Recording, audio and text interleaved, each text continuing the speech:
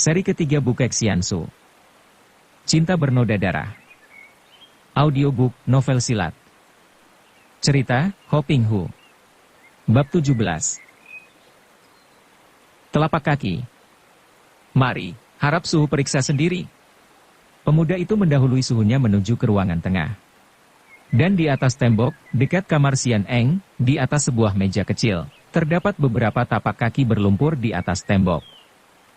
Inilah tanda itu, suhu, bukankah ini penghinaan yang amat besar? Entah tapak kaki siapa ini? Kata Sumaboan sambil menudingkan telunjuk kirinya ke arah tembok. Beberapa orang penjaga yang tadi dimaki-maki Sumaboan memandang juga dengan muka pucat. Pantasnya, hanya kaki binatang merayap sebangsa cecak yang dapat meninggalkan jejak di atas tembok. Akan tetapi, jejak yang tampak jelas di atas tembok itu adalah jejak kaki manusia. Kaki yang pendek, jari-jarinya terbentang seperti biasanya jari kaki orang yang tak pernah pakai sepatu. Jejak kaki itu kanan-kiri berjalan rapi seperti jejak orang berjalan dengan langkah pendek-pendek. Akan tetapi bagaimana mungkin seorang manusia berjalan di atas tembok seperti cecak? Mata tunggal Itgan Kaiyong melotot sebentar memandang tapak kaki itu. Pek Ho Yuchong, ilmu merayap di tembok seperti cecak, tingkat tinggi. Manusia sombong bermaksud menakut-nakutimu, atau memang hendak memamerkan kepandaiannya yang tidak seberapa ini. Orangnya pendek, tak pernah pakai sepatu. Tiba-tiba Itgan Kaiyong berhenti bicara, matanya bersinar-sinar. Pendek tak bersepatu? Hanya Kim Lun Sengjin tokoh sakti yang pendek dan tak pernah bersepatu. Sumaboan berkata. Gurunya mengangguk. Tapi segera menggelengkan kepala, alisnya berkerut. Sudah tentu dia bisa melakukan hal ini, akan tetapi kurasa bukan dia. Kim Lun Sengjin biarpun suka bergurau, akan tetapi tidak seperti anak kecil meninggalkan jejak kaki di sini. Tentu seorang tokoh lain yang gila. Itgan Kaiyong kelihatan marah dan menyumpah-nyumpah di dalam mulutnya. Kemanakah perginya Xian Eng? Ketika malam itu ia menangis di atas pembaringannya, tiba-tiba ia mendapat perasaan bahwa ada sesuatu terjadi, bahwa dia tidak sendirian di dalam kamarnya. Ia mengangkat mukanya dari bantal dan dari balik air matanya ia mengerling. Alangkah kagetnya ketika ia melihat bayangan seorang laki-laki tua pendek tersenyum-senyum di tengah kamar, memandangnya. Xian Eng merasa seperti mimpi, digosok-gosoknya kedua matanya, lalu ia bangkit dan duduk. Bayangan itu masih ada, malah kini ia dapat memandang jelas di bawah sinar lampu meja. Benar seorang laki-laki yang tua, pendek dan tersenyum-senyum. Sepasang mata yang jenaka, kumis panjang kaku menunjuk ke kanan kiri, jenggotnya jarang terurai ke bawah. Sama sekali bukan seorang kakek yang menyeramkan seperti Itgan Kaiyong, namun caranya memasuki kamar cukup aneh sehingga menyeramkan. Akan tetapi, sepasang mata itu terang bukanlah mata orang jahat. Siapakah kau? Bagaimana bisa masuk? Xian Eng memandang ke arah pintu kamarnya yang masih tertutup. Hehe, Nona Kam Xian Eng. Kau benar-benar bocah yang bodoh dan nakal. Mana bisa kau mengharapkan kebaikan dari seorang macam Sumaboan? Kau berada dalam bahaya, marilah ikut denganku. Kau siapa? Apa artinya semua ini? Kakek itu tersenyum dan wajahnya benar-benar lucu kalau ia tersenyum, seperti senyum seorang badut. Aku siapa? Panggil saja Empek Gan. Lai Bok Liong itu muridku. Di sini kau terancam bahaya besar, mari ikut denganku keluar. Tiada banyak waktu lagi. Sambil berkata demikian kakek itu menggerakkan tangannya dan gadis ini merasa tubuhnya melayang keluar dari jendela kamar yang ditendang terbuka oleh kakek itu sambil melayang dan menariknya.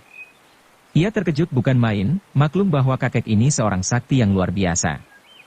Akan tetapi hatinya lega mendengar bahwa kakek ini adalah guru Lai Bok Liong sahabat baik adiknya itu. Hatinya merasa berat meninggalkan tempat itu, atau lebih tepat, meninggalkan Sumaboan.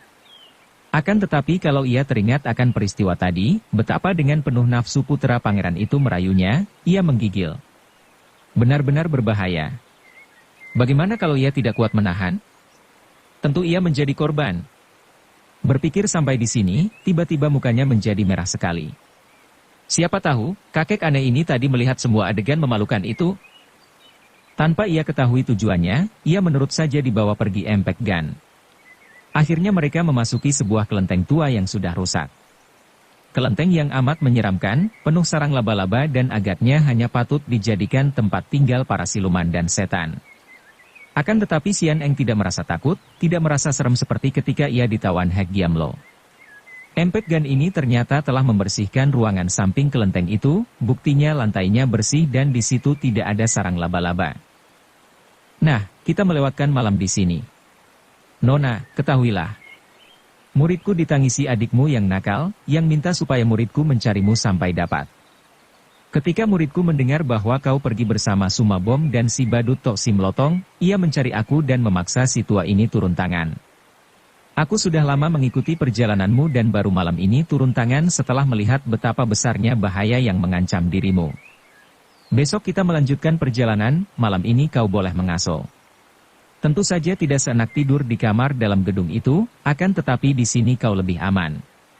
Aku sudah tua, tidak bisa lagi membedakan mana cantik mana buruk, hehe. Pada keesokan harinya, pagi-pagi sekali Sian Eng sudah bangun. Memang semalam ia hampir tak dapat memejamkan matanya di dalam kelenteng itu. Pikirannya kacau balau dan resah kalau ia teringat akan Sumaboan. Dengan girang ia mendapatkan sebuah mata air di belakang kelenteng dan setelah mencuci muka dan tubuh sehingga terasa segar, Sian Eng kembali ke dalam kelenteng, akan tetapi, kakek pendek lucu itu ternyata masih mendengkur. Ia tidak berani mengganggu dan menanti. Akan tetapi sampai matahari naik tinggi, kakek itu belum juga bangun. Akhirnya habislah kesabaran Sian Eng. Empek Gan. Empek Gan. Bangunlah. Ia mengguncang-guncang lengan kakek itu. Kakek itu kaget, geragapan bangun. Ada apa? Kebakaran. Dunia kiamat? Celaka. Aku masih ingin hidup. Ia melompat dan lari ke sana kemari, kelihatan bingung sekali sehingga Sian Eng menjadi geli melihatnya. Tidak ada apa-apa, Lopek. Katanya membantah. Kakek itu menjatuhkan diri duduk di atas lantai, bersandar tembok, terengah-engah dan mengusap-usap kedua mata dengan belakang tangan seperti kebiasaan anak kecil kalau bangun tidur. Aduh ampun. Sampai kaget setengah mampus hatiku. Puluhan tahun hidupku ayam tentrem, sekali dekat wanita, tidur saja tidak nyenyak lagi. Beratnya orang membela murid. Hei, mana Bok Liong? Bocah tolol itu belum juga muncul? Nona, kau melihat dia? Sian Eng mendongkol bukan main mendengar kata-kata kakek itu tentang wanita. Akan tetapi maklum bahwa kakek ini termasuk orang aneh. Ia tidak mau melayani dan pertanyaan terakhir ia jawab dengan gelengan kepala. Wah, betul-betul dia tidak muncul. Celaka. Tentu ada apa-apa. Tak mungkin dia berani tidak mentaati perintahku dan memenuhi janji. Wah, sudah siang, hayo kita pergi. Kali ini Empek Gan tidak menarik tangan Sian Eng seperti malam tadi. Mereka berjalan keluar dari kelenteng dan Sian Eng mengikuti kemana kakek itu pergi. Tiba-tiba berkelebat bayangan orang, Sian Eng memandang ke depan dan jantungnya berdebar ketika ia melihat jubah hitam dan topi sastrawan. Suling emas. Dia suling emas. Mari kejar dia. Sian Eng lalu lari mengejar. Wah, pagi-pagi belum sarapan kau ajak balapan lari. Dengar perutku mengeluh panjang pendek. Tak usah kejar. Akan tetapi kedua kakinya yang pendek itu terpaksa mengikuti Sian Eng yang menggunakan ilmu lari cepat mengejar suling emas. Dia suling emas, aku mau bertanya tentang kakakku. Sian Eng tidak pedulikan omelan kakek itu dan terus mengejar. Ketika melihat suling emas yang sudah jauh itu lenyap ke dalam sebuah rumah yang sunyi, Sian Eng berhenti di depan rumah itu, meragu sebentar lalu tanpa banyak cakap lagi ia juga memasuki pekarangan rumah yang sunyi dan terus menerobos pintu depan untuk mencari suling emas. Dari belakangnya Empek Gan berteriak-teriak mencela. Seperti sudah diceritakan di bagian depan, begitu memasuki ruangan rumah yang ternyata adalah rumah guru silat Okausu, seorang guru silat di kota Bansin yang cukup terkenal, mereka berdua melihat adegan yang aneh, yaitu Okausu berdiri bengong. Suling emas berdiri dengan alis berkerut memandang ke atas di mana seorang kakek seperti anak hutan sedang duduk di atas balok tiang melintang dekat atap rumah sambil makan daging paha yang digerogoti. Melihat ini Empek Gan berlari menghampiri tiang dan memanjat tiang itu seperti seekor kera memanjat kelapa, berteriak-teriak menyuruh turun kakek seperti orang hutan itu. Wah, aku kenal kau sekarang. Tak salah lagi. Gundul pacul, punuknya seperti lembu jantan, mukanya buruk seperti monyet, perutnya gendut seperti babi, telanjang hanya pakai cawat, pemakan daging manusia. Betul, biar selamanya belum pernah bertemu, tapi aku sudah banyak mendengar tentang dirimu. Kau Toat Beng Koai Jin. Empek Gan berteriak-teriak sambil memandang dengan wajah memperlihatkan kengerian. Memang betul ucapan Empek Gan yang tampak ketakutan itu. Kakek liar itu adalah Toat Beng Koai Jin, si orang aneh pencabut nyawa. Biarpun dia kelihatan seperti orang hutan, namun seperti juga adiknya, To Sim Lotong, kakek ini memiliki kepandaian yang hebat sekali.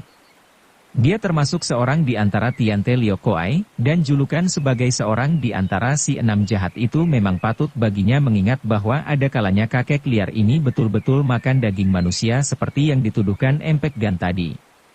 Biarpun ia hidup seperti orang liar, namun tidak biasa Toat Beng Koai Jin mendengar maki-makian yang ditujukan kepada dirinya. Sedikit saja orang berani menyinggungnya, jangan harap dia mau mengampuni nyawa orang itu, apalagi sekarang ada orang pendek ketakutan ini berani memaki-makinya seperti itu. Toat Beng Koai Jin terbahak-bahak dan inilah menjadi tanda bahwa dia sedang marah besar. Cacing perut. Makanlah ini. Tangannya yang besar berbulu itu bergerak. Tulang paha yang sudah tak berdaging lagi itu ia lontarkan ke arah Empek Gan yang masih memeluk tiang dengan kaki tangannya. Tulang itu menghantam pinggir tiang, terdengar suara keras dan balok itu somplak seperti dihantam kapak. Tidak hanya membelah kayu, tulang itu terus menghantam pundak Empek Gan dan tubuh Empek Gan melorot turun, akhirnya pantatnya terbanting menghantam lantai sampai mengeluarkan suara seperti kasur digebuk. Empek Gan meringis kesakitan, bangun berdiri dan menepuk-nepuk pantatnya, agaknya untuk menghilangkan rasa sakit. Debu mengebul ketika celana belakangnya itu ia tepuk-tepuk. Karena kebetulan sekali Sian Eng berdiri di belakangnya, gadis ini melangkah mundur dengan kening berkerut. Celaka pikirnya, ia telah salah sangka. Kakek ini sama sekali bukanlah orang sakti. Mungkin hanya pandai lari cepat saja. Buktinya, sekali disambit tulang sudah roboh. Sungguh tak tahu malu. Calaknya. Cocok dengan wujudnya. Ia menoleh kepada suling emas dan berkata menyeringai, hati-hati kalau kau berurusan dengan monyet hutan liar itu. Cacing busuk, jangan lari kau. Empek Gan tertawa membalikkan tubuhnya membelakangi Toat Beng Koai Jin sambil menggoyang-goyang kibul dan berkata, beginikah gerakan cacing? Hoho, sebentar lagi mau mampus masih suka maki-maki orang. Setelah berkata demikian, kakek ini menggerakkan kedua kakinya lari keluar dari rumah itu sambil menoleh ke arah suling emas dan berkata, jaga nona ini baik-baik, jangan sampai dia dirayu palsu oleh Sumaboan lagi. Sian Eng menjadi makin mendongkol, akan tetapi suling emas tidak pedulikan kakek itu, juga agaknya tidak peduli kepadanya, buktinya menengok pun tidak. Suling emas menghadapi kakek liar di atas itu sambil berkata, suaranya serius penuh ancaman.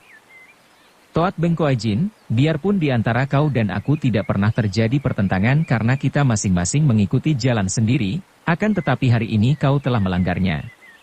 Lekas kau bebaskan dan kembalikan nona yang kau culik, kalau tidak, aku suling emas tidak akan berlaku sungkan-sungkan lagi.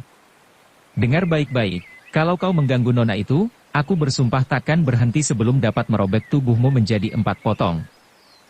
Suling emas, kau bocah kemarin sore yang masih ingusan, sombong amat ucapanmu. Sudah lama aku ingin mencoba kepandaianmu, dan hari ini adalah hari baikku. Aku belum ganggu nona cilik itu, tunggu sampai aku menangkapmu untuk kupanggang bersama. Hehe. Oh Kausu, aku minta tolong kepadamu, bawa keluar nona ini ke tempat aman. Kata suling emas, maklum bahwa ia akan menghadapi lawan-lawan tangguh sehingga kehadiran Sian Eng hanya akan merupakan gangguan belaka. Kau ikutlah bersama Oh Kausu, tunggu aku selamatkan adikmu. Sian Eng diam-diam terkejut dan dapat menduga bahwa yang diculik oleh manusia liar itu tentulah Lin Lin. Maka tanpa banyak cakap lagi ia mengangguk dan bergerak mengikuti guru silat yang wajahnya sudah pucat karena gelisah itu.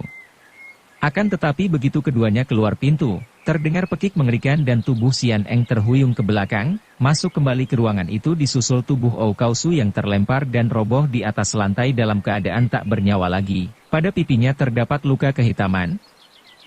Toat Beng Koai Jin tertawa bergelak dan tubuhnya yang besar gendut itu melayang turun dengan amat ringannya.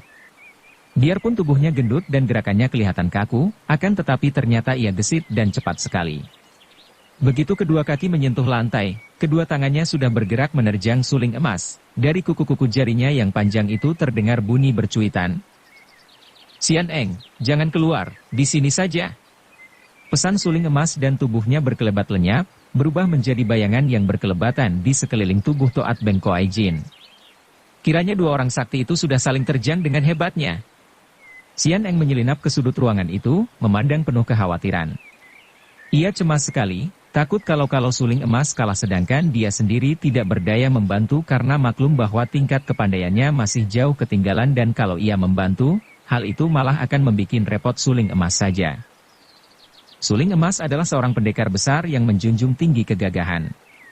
Ia merasa khawatir sekali akan keselamatan Lin Lin, juga kini harus menjaga keselamatan Xian Eng, sedangkan lawannya yang sakti Toat Beng Koai Jin ini masih dibantu oleh orang-orang jahat dan sakti lain yang berada di luar pintu rumah. Tentu saja ia tahu bahwa tewasnya Okausu adalah karena serangan dari luar rumah, dan melihat luka hitam di mukanya itu, agaknya itulah hasil kerja Toksim Lotong, yaitu gigitan ular berbisa. Biarpun demikian, namun melihat betapa Toat Beng Koai Jin hanya seorang diri saja menghadapinya dengan tangan kosong, ia tidak sudi menggunakan senjata yang paling ia andalkan, yaitu sulingnya. Ia pun menghadapi lawan ini dengan tangan kosong pula. Toat Beng Koai Jin dan adiknya, Toksim Lotong, sebetulnya adalah dua orang penghuni pulau kosong di Lamhai, Laut Selatan. Tadinya mereka berdua adalah kacung atau pelayan-pelayan cilik seorang tokoh besar di zaman Tang, seorang panglima yang tidak sudi menghambakan diri kepada musuh setelah kerajaan Tang jatuh. Ia melarikan diri ke selatan dan mengasingkan diri di pulau kosong, hanya ditemani dua orang kacungnya. Panglima ini berilmu tinggi dan sampai mati ia tinggal di dalam pulau itu, tak pernah meninggalkan pulau. Semua ilmunya ia turunkan kepada dua orang kacungnya yang mendapat kemajuan sesuai dengan bakatnya masing-masing. Akan tetapi, agaknya karena mereka tak pernah bergaul dengan dunia ramai, juga karena di pulau itu banyak terdapat binatang-binatang berbisa, kedua orang bersaudara ini hidup seperti tidak normal lagi. Mereka menjadi korban gigitan serangga-serangga berbisa yang meracuni otak mereka sehingga hidup mereka menjadi liar seperti binatang-binatang hutan. Puluhan tahun kedua orang kakak beradik ini hidup di pulau setelah majikan dan guru mereka meninggal dunia. Usia mereka sudah 50-an tahun lebih ketika pada suatu hari secara kebetulan ada sebuah perahu dagang yang terdampar ke pulau itu setelah dipermainkan ombak dan badai.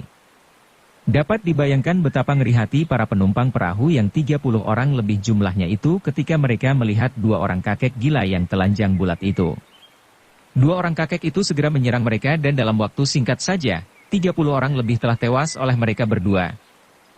Kemudian mereka secara ngawur mengembangkan layar dan berlayarlah mereka ke tengah samudera. Karena tidak biasa, mereka mabuk laut, mengamuk dan merusak isi perahu, kemudian roboh telentang di dalam perahu, pingsan. Angin dan ombak yang kini mengemudikan perahu dan akhirnya mereka terdampar ke darat. Saat itulah mulai muncul dua orang sakti yang aneh di dunia Kang Ou. 10 tahun lebih mereka berdua berkeliaran dan kemudian dunia persilatan mengenal mereka sebagai dua orang sakti jahat dan menggolongkan mereka dengan pentolan-pentolan dunia hitam lainnya sehingga terkenalah nama Toat Beng Koai Jin dan Toksim Lotong sebagai dua orang di antara si enam jahat. Ilmu silat yang menjadi dasar dari kepandaian mereka adalah ilmu silat campuran dari barat dan utara. Akan tetapi karena mereka hidup puluhan tahun sebagai orang liar, di antara binatang-binatang dan serangga-serangga beracun, maka hawa pukulan dari sinkang mereka bercampur dengan hawa beracun yang amat jahat. Apalagi Toat Beng Koai Jin mempunyai kesukaan liar, yaitu makan daging manusia. Ini menambah hawa beracun di dalam tubuhnya dan membuat ia makin ganas dan berbahaya sekali. Sedangkan adiknya, Toksim Lotong, terkenal hebat permainannya yang mengerikan, yaitu dengan ular-ular beracun yang menjadi sahabat-sahabat baiknya, bahkan senjatanya pun seekor ular. Suling emas sudah banyak mendengar tentang dua orang liar ini, akan tetapi baru kali ini ia berkesempatan mengadu ilmu. Oleh karena ia harus memikirkan keselamatan Xian Eng dan juga harus menolong Lin Lin yang belum diketahui bagaimana nasibnya, ia tidak mau berlaku lambat. Begitu merasa betapa tenaga yang dipergunakan lawannya mengeluarkan hawa panas dan bau amis menjijikkan, ia cepat mengerahkan seluruh sinkang di tubuhnya, lalu ia mainkan ilmu silat yang ia dapat dari suhunya, yaitu mendiang Kim Mo Taisu. Sebetulnya ilmu ini adalah ilmu yang harus dimainkan dengan sebatang kipas pelajar, yaitu ilmu silat yang disebut Lohai San Hoat, ilmu silat kipas pengacau lautan. Akan tetapi karena lawannya bertangan kosong, maka suling emas juga bertangan kosong mainkan ilmu silat pengacau lautan ini. Hebat memang kepandaian Toat Beng Koai Jin. Yang amat berbahaya adalah kuku-kuku jari tangannya. Biarpun ia tidak bersenjata, namun memiliki kuku-kuku panjang seperti itu, sama saja dengan memegang atau menggunakan 10 buah pedang-pedang kecil.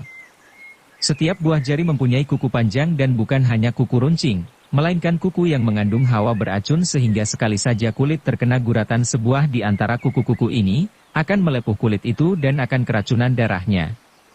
Semua ini dipergunakan dengan gerakan cepat dan lincah, ditambah lagi dengan gerengan-gerengan seperti seekor singa dan muncratnya air ludah serta peluh yang memuakkan baunya.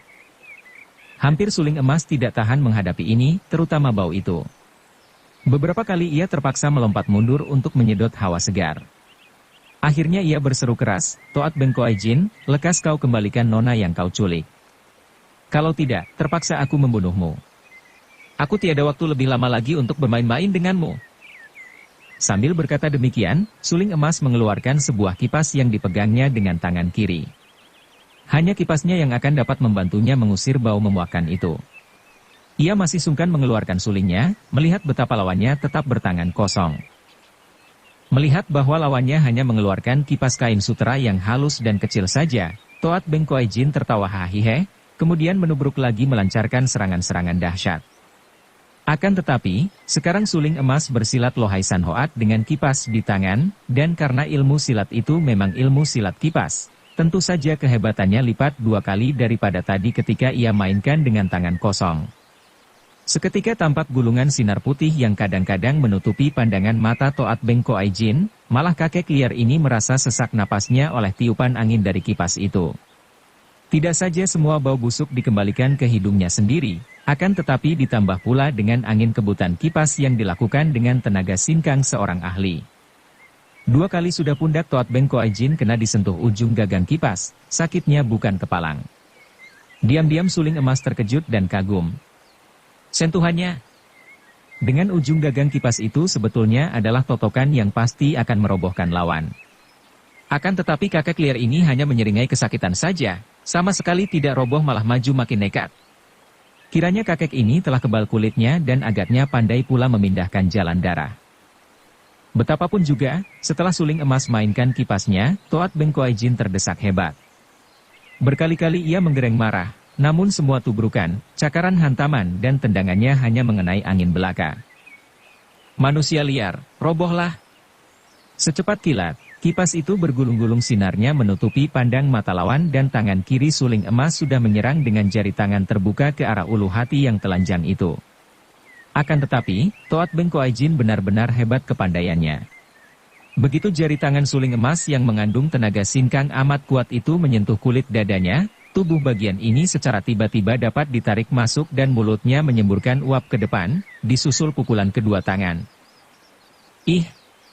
Suling emas terpaksa mengipaskan kipasnya ke depan untuk mengebut pergi semburan uap bacin itu, lengannya dengan mudah menangkis pukulan lawan dan sebelum lawan mendesak terus, gerakan suling emas berubah.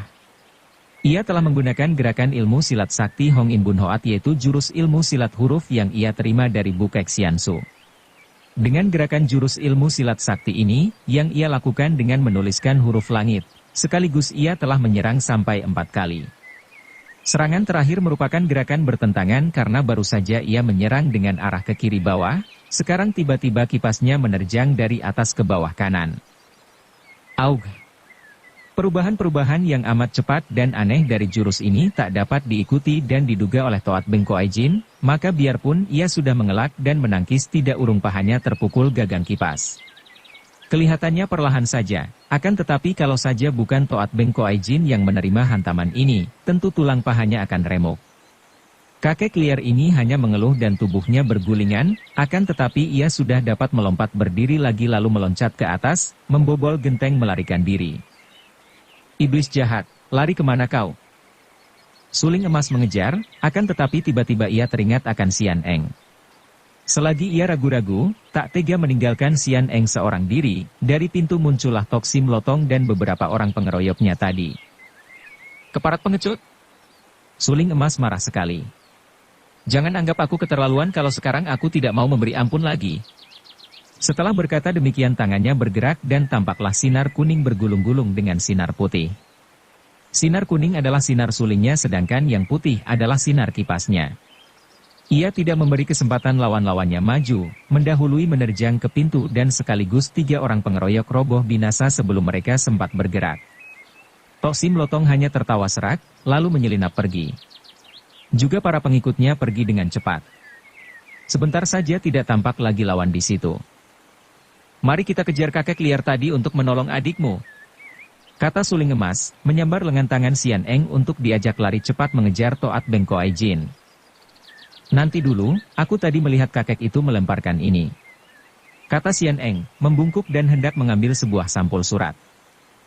Akan tetapi tiba-tiba Suling Emas menggerakkan tangannya dan tubuh Sian Eng terdorong mundur sampai terhuyung-huyung. Kau! Gadis itu berseru marah. Lupa lagikah akan pengalaman di Hitan dahulu? Suling Emas mengomel, lalu membungkuk dan mengambil sampul surat itu. Sian Eng terkejut dan teringat, mukanya berubah pucat dan ia merasa ngeri sekali ketika melihat jari-jari tangan Suling Emas menjepit hancur leher seekor ular hitam yang keluar dari sampul itu. Kiranya Suling Emas telah menolong nyawanya, karena kalau dia yang tadi mengambil sampul, tentu ia akan tergigit ular yang ia duga seekor ular berbisa yang amat jahat itu. Setelah melempar bangkai ular dengan tak acuh, Suling Emas menarik keluar sehelai kertas bersurat dari dalam sampul. Alis yang tebal itu bergerak-gerak ketika matanya menari-nari membaca huruf-huruf yang tertulis di atas kertas. Matanya makin berapi-api dan diam-diam Sian Eng menjadi takut. Ia tahu bahwa pendekar itu marah sekali. Kemudian Suling Emas menarik napas panjang dan berkata, "Tak mungkin mencari di mana adikmu disembunyikan. Akan tetapi sementara ini dia aman. Untuk menolongnya, jalan satu-satunya hanya ke Nancao. Mari kita pergi, dan sekarang ceritakan bagaimana kau dapat pergi bersama Sumaboan." Kata-katanya terdengar ketus dan marah. Sian Eng mendongkol sekali.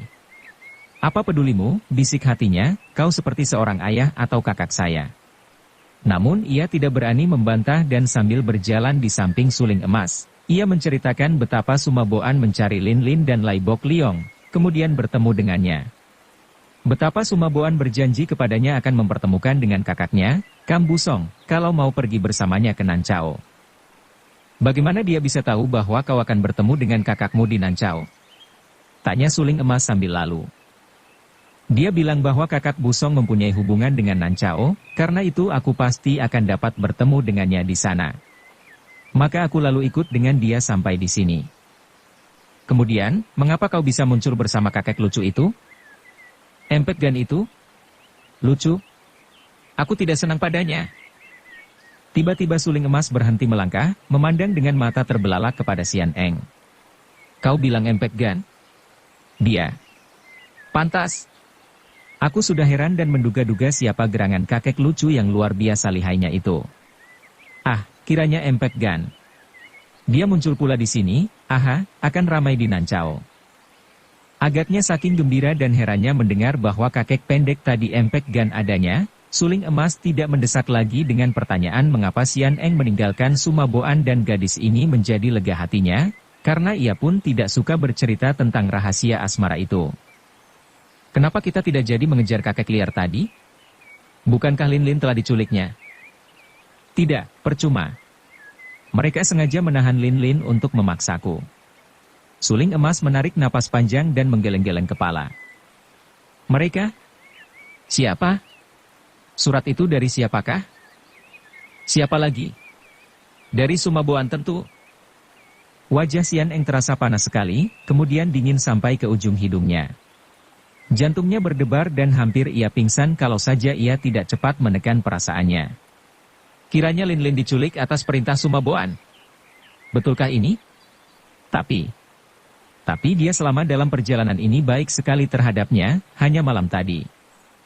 Sian Eng menggeleng kepala, tidak berani bersuara karena maklum bahwa suaranya tentu akan terdengar gemetaran bercampur isak.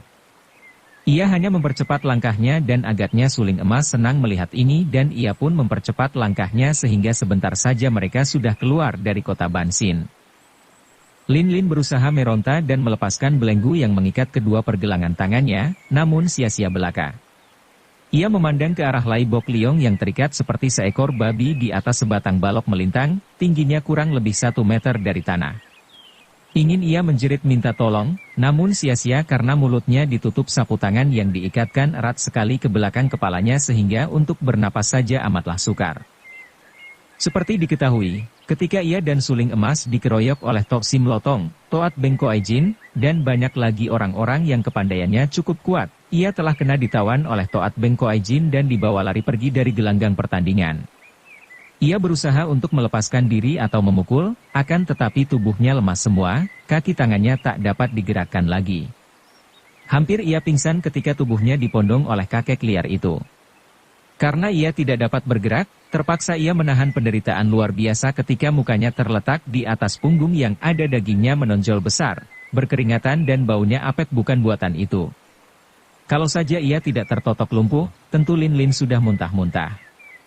Baiknya kakek itu larinya cepat sekali seperti terbang, sebetulnya bukan lari lagi melainkan melayang dari pohon ke pohon seperti seekor binatang yang gesit.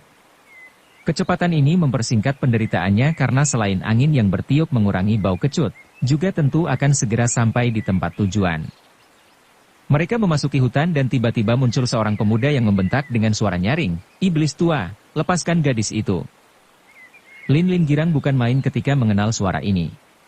Siapa lagi kalau bukan Lai Bok Liong, sahabat baiknya? Akan tetapi kegirangannya tidak berlangsung lama, segera terganti kekhawatiran. Tingkat kepandaian Bok Liong sebanding dengan tingkatnya, mana mampu menghadapi kakek sakti yang seperti iblis ini? Benar saja dugaannya, biarpun Bok Liong sudah menerjang dengan pedang Goat Kong Kiam yang berhawa dingin, kakek itu enak saja melayaninya dengan tangan kosong, bahkan dengan tubuh Lin Lin tak pernah terlepas dari atas pundaknya. Seperti juga Lin Lin, pemuda itu tak dapat bertahan lama menghadapi kakek sakti ini. Apalagi karena Bok Liong amat terbatas gerakannya, terbatas oleh kekhawatirannya kalau ujung pedangnya mengenai tubuh Lin Lin. Tiba-tiba ia berseru keras dan mundur dengan muka pucat. Kakek itu telah menyodorkan tubuh Lin Lin untuk menangkis sambaran pedangnya. Bok Liong cepat menarik pedangnya dan pada saat itu, tangan kiri Toat Beng Koai Jin bergerak mengirim pukulan jarak jauh yang membuat Bok Liong terjengkang bergulingan. Ketika ia berusaha bangkit kembali, tubuhnya sudah lemas tertotok dan di lain saat, kakek itu sudah menyeretnya di sepanjang jalan, menjambak rambutnya dan menarik sambil memondong tubuh Lin Lin. Kakek itu memasuki hutan sambil tertawa-tawa. Di bagian hutan yang gelap dan penuh pohon liar, ia melemparkan tubuh Lin Lin ke atas tanah, mengambil akar lemas dari sebatang pohon dan mengikat kaki tangan gadis itu ke belakang. Kemudian ia pun merenggut sehelai sapu tangan dari baju Bok Liong, menggunakan sapu tangan ini menutup dan mengikat mulut Lin Lin. Setelah ini selesai, tangannya bergerak dan terdengar kain robek-robek ketika baju dan celana luar pemuda itu ia renggut secara kasar. Sebentar saja Bok Liong berada dalam keadaan setengah telanjang. Hanya sebuah celana dalam saja yang masih menutupi tubuhnya. Tentu saja Lin Lin di samping rasa takut dari gelisah, juga menjadi jengah dan tidak berani memandang langsung, hanya mengerling-ngerling untuk melihat apa yang akan dilakukan kakek gila itu. Hehehe, kau masih muda, jejaka tulen, dagingmu tentu masih gurih.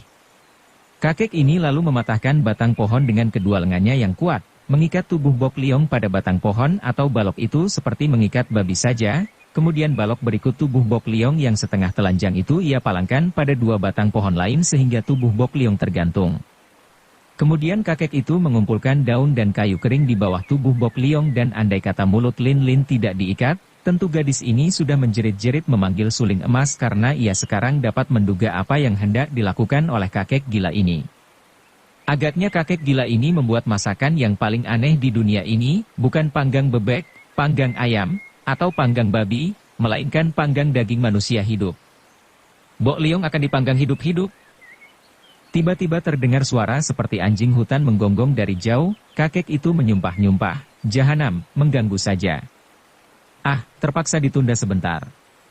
Ia bangkit berdiri, menepuk-nepuk tubuh bagian atas Bok Liong yang tegap dan berdaging, mengecap-ngecapkan mulutnya yang mengeluarkan air liur. Sayang-sayang, dia ditunda sebentar, hehe. Tubuhnya berkelebat dan dalam sekejap mata saja kakek itu sudah lenyap dari situ. Lin Lin takut setengah mati. Takut dan ngeri. Mana bisa ia menjadi penonton? Menonton Bok Liong dipanggang hidup-hidup kemudian dagingnya diganyang kakek liar itu? Ia melirik ke arah Bok Liong. Pemuda ini sama sekali tidak bergerak, tubuhnya tergantung di atas balok seperti telah mati. Agaknya pingsan, Lin Lin kembali berusaha mati-matian untuk membebaskan diri daripada belenggu akar pohon. Akan tetapi ternyata akar pohon itu istimewa kuatnya. Matanya melirik ke sana kemari, mencari-cari. Ia harus bertindak cepat, harus dapat membebaskan diri sebelum siluman itu kembali, harus dicegah siluman itu memanggang tubuh Bok Liong. Dengan hati penuh kengerian dan ketegangan, Lin Lin menggulingkan tubuhnya ke arah sebuah batu besar tak jauh dari situ. Ia melihat batu itu mempunyai bagian-bagian yang tajam. Karena kaki tangannya diikat, ia hanya dapat mencapai batu dengan cara menggulingkan tubuh, lalu sedikit demi sedikit menggeser tubuh mendekatkan kedua pergelangan tangan yang dibelenggu di belakang tubuhnya kepada bagian batu yang tajam. Ia menggosok-gosokkan akar yang mengikat tangan itu pada batu sambil mengerahkan tenaga. Benar-benar kuat sekali akar itu, ulet bukan main. Kini ia tidak melihat Lai Bok Liong lagi, terhalang batu. Ada seperempat jam ia berusaha mematahkan pengikat tangannya dan ia hampir berhasil. Peluhnya bercucuran dan hatinya makin tegang. Kalau sudah bebas dari belenggu, ia akan membebaskan Bok Liong dan mengajaknya melarikan diri. Akan tetapi tiba-tiba Lin Lin merasa tubuhnya lemas. Tenaganya lenyap sama sekali ketika ia melihat bayangan Toat Beng Koai Jin mendatangi dari jauh. Mata Lin Lin terbelalak, harapannya lenyap bagaikan embun terbakar matahari. Tentu saja ia tidak melanjutkan usahanya, malah dengan tubuh terasa lelah dan lemas ia bersandar kepada batu besar itu, menyerahkan nasib ke tangan Tuhan karena dia sendiri sudah tak berdaya. Dilihatnya kakek liar itu dengan gerakan cepat mendatangi, di kedua tangannya membawa 2 potong kayu kering yang digosok-gosok sampai mengeluarkan api. Setelah api menyala dan kakek itu datang dekat, dilemparkannya kayu berapi itu ke tumpukan daun dan kayu yang berada di bawah tubuh Bok Liong. Sebentar saja daun kering itu terbakar. Lin Lin membuang muka, menengok ke lain jurusan dan matanya tak dapat ditahannya lagi mengucurkan air mata. Kasihan Liong tuaku, pikirnya. Hehe, kau hendak lari kemana? Tiba-tiba suara kakek itu terdengar dekat dan Lin Lin merasa pundaknya dicengkeram lalu tubuhnya diangkat dan dilempar kembali ke tempat semula. Kakek itu sendiri menjatuhkan diri duduk di atas batu sambil terkekeh-kekeh berkata. Haha, kau mau melarikan diri? Tak mungkin, bocah tolol. Akar yang mengikat kaki tanganmu itu berlumur racun kelabang hijau, sekali melukai kulitmu kau akan mampus. Kau lihat baik-baik sahabatmu ini, lihat betapa kulitnya makin lama merah diciumi api, makin lama makin matang dan baunya gurih. Hehe, kalau sudah masak nanti, boleh kau pilih bagian mana yang paling gurih untukmu. Haha. Toat Beng Koai Jin memandang ke arah Lin Lin sambil tertawa-tawa dan air liurnya muncrat-muncrat dari mulutnya yang lebar, bibirnya yang tebal dan giginya yang besar-besar. Dengan hati berdebar penuh kengerian Lin Lin mengerling ke arah Bok Liong dan tiba-tiba matanya terbelalak lebar. Yang terikat seperti babi kebiri hendak dipanggang hidup-hidup itu sama sekali bukan Bok Liong. Tadi memang Bok Liong yang diikat di situ, akan tetapi sekarang sama sekali bukan pemuda itu, biarpun keadaannya juga sama, setengah telanjang. Bukan Bok Liong melainkan seorang kakek yang peringas-peringis dan matanya meram melek seakan-akan keenakan tiduran di atas nyala api yang hangat. Agaknya sikap dan wajah Lin Lin yang jelas membayangkan kekagetan dan keheranan ini menarik perhatian Toat Beng Koai Jin, kakek ini segera menengok ke arah panggangannya. Dan alangkah kagetnya ketika ia bertemu dengan muka yang meringis, muka yang berjenggot jarang berkumis panjang, tubuh yang pendek, bukan lain adalah si kakek lucu yang tadi ia jumpai di rumah Ou Kausu.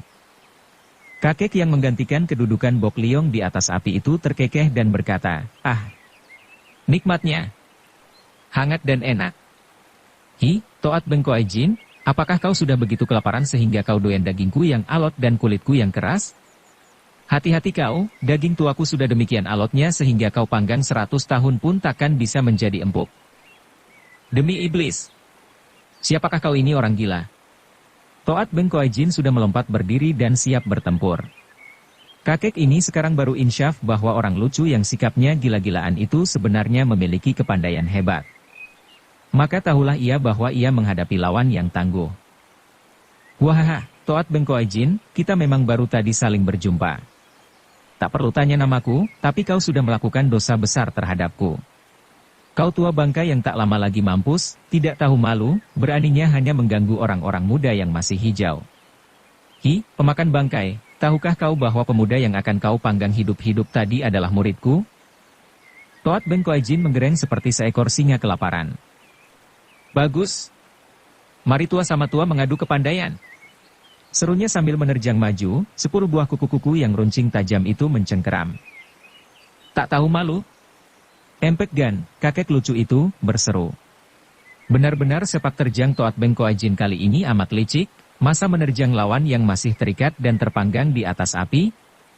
Empek Gan cepat menggulingkan dirinya dan kaki tangannya bergerak, kayu-kayu dan daun-daun yang masih terbakar itu kini terbang berhamburan ke arah Toat Bengkoai Jin. Si kakek liar terkejut bukan main, cepat ia mengibaskan kedua lengannya. Biarpun serangan kakek pendek itu tidak berbahaya, namun api merupakan senjata yang tak terlawan dan sedikit banyak tentu akan melukai kulitnya. Ketika kayu dan daun yang menyala itu runtuh semua, Empek Gan kini telah berdiri tegak, telah memakai pakaiannya dengan lengkap. Benar-benar kakek yang luar biasa, pikir Lin Lin yang masih duduk sambil menonton dengan hati tertarik. Begitu mendengar bahwa kakek itu adalah guru sahabatnya, Guru Lai Bok Liong, hatinya begitu girang sehingga ia lupa akan penderitaannya sendiri. Kalau orang aneh itu Guru Bok Liong, berarti bahwa sahabatnya itu tentu telah tertolong, dan dia sendiri juga ada harapan besar tertolong. Apalagi ketika melihat betapa kakek pendek yang aneh dan lucu itu dapat menyerang lawannya dengan api kemudian dalam sekejap mata saja sudah memakai kembali pakaiannya, ia makin heran dan kagum. Bersambung ke bab 18. Dukung kami dengan subscribe, follow, like, komen dan share. Terima kasih.